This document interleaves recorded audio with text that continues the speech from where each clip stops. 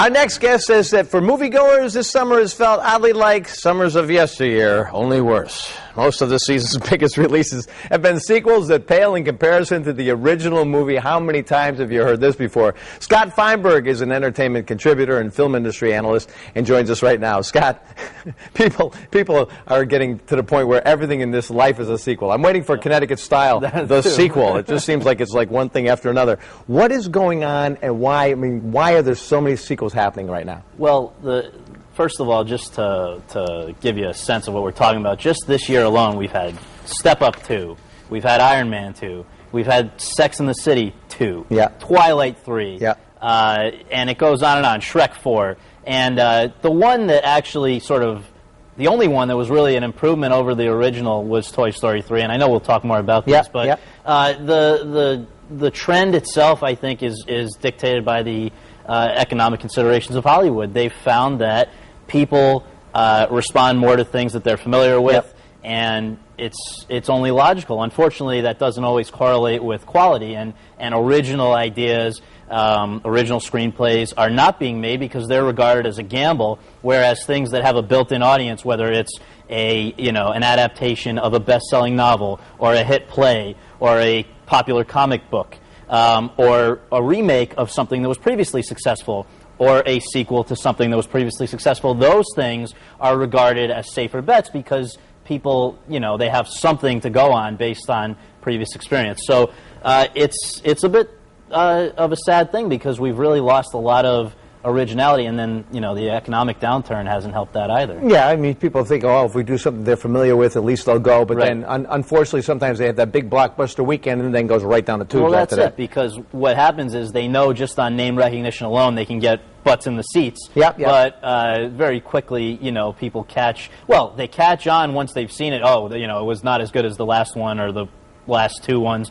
But the thing is, I guess we're more like we're more easily manipulated than we realize, and people just they see something that sounds familiar. Let's go to see that. It's obvious, it makes sense. It's an easier sell than something that you've never heard of before. All right, let's get into some of the specific movies this year. Let's take a look at, I think we've got Iron Man 2 is the first one we've got up. What about it? Yeah, I mean, look, they added a few more stars. You got Scarlett Johansson in there. You've got very, very cool visually, the movie was, but it didn't have the same magic as the first one. The first one, also, they kind of winged it with the script. This one was not an improvement at all. It made a lot of money as they expected, but people weren't blown away by it like the first one. Now, how about Sex and the City 2? You got to figure that's a great thing. Went from HBO to a great movie, and now they come back too. How was that? Well, it did not do as well as the first one. People were it got panned critically. The first one, was not beloved by critics, but it got it was okay. It's all about big. It's all about big when it comes down. It's about big, yeah.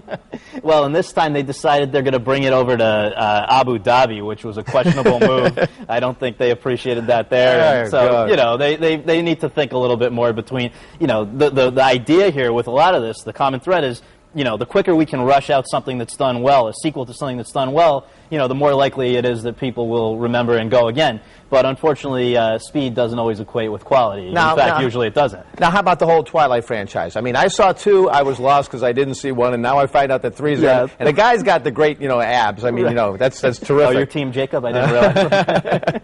Well, I mean, the thing with the Twilight, this is the second one in something like 6 months, something thereabouts, and this is a case really where they often film.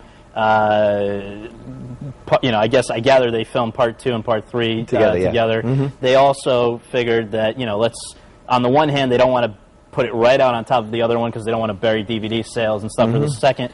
But they do have a captive audience. They also have these stars that are available and doing as popular as could be. Now, what about your favorite? You said the one that you liked the best out of all the sequels was Toy Story 3. So let's Believe talk it or about not, that. I mean, I never thought I'd find myself sitting here at this age saying that an animated movie. But to be honest, Pixar has had a run for about a decade of just great movie after great movie after great movie that are loved by both critics and do well commercially, and can really connect with both very young people and adults on different levels. And in this case, Toy Story 3, the first one was sort of about just childhood. This one's about coming of age, and that's a theme that you know, resonates with everybody and may well last as long as the full year to the Oscars. Now let's talk about that. I mean, when you look at the mentality of what's going on, it seems like the awards season plays into all this and the release of the movies. Tell us how all that works. Absolutely. I mean, Hollywood's calendar is very much dictated by the Academy Awards, which happen at the beginning of the year following, you know, the slate of movies that are eligible. So what we have is a situation where everybody wants to put out their quality movies late in the year so that they're fresh in the minds of voters when they choose their nominees and then they choose their winners. But the byproduct of this is that if everybody's putting out their good movies in October, November, December, what do you do with the rest of the year? I mean, you're not getting anything in January, February, and March because they know it won't be remembered that long, and it costs a lot to even try to keep movies that come out in the middle of the year in the public's consciousness and in voters' minds months later. So what you end up happening is that you have a large part of the year where, you know, it's either weak movies or movies that are just purely aimed at people who will go and see them because they're a franchise or that sort of thing in the summer. And it's sort of predetermined box office, basically. The one major exception this year is Inception, which gives us some hope that not all is lost, or that all isn't lost. This is a movie from Christopher Nolan, who is a very original writer, director, a very creative guy. He did Memento, he did The Dark Knight recently. And in this case, what he's done is he spent 10 years writing an original screenplay, and got a huge budget as a result of doing so well with The Dark Knight, and therefore was able to get a bunch of major stars: Leonardo DiCaprio, Ellen Page, Marion Cotillard, Joseph Gordon-Levitt, all kinds of people cast in this movie, major special effects, but it's an original property, so at least, you know, they're still trying. There's still some hope out there. All right, Scott.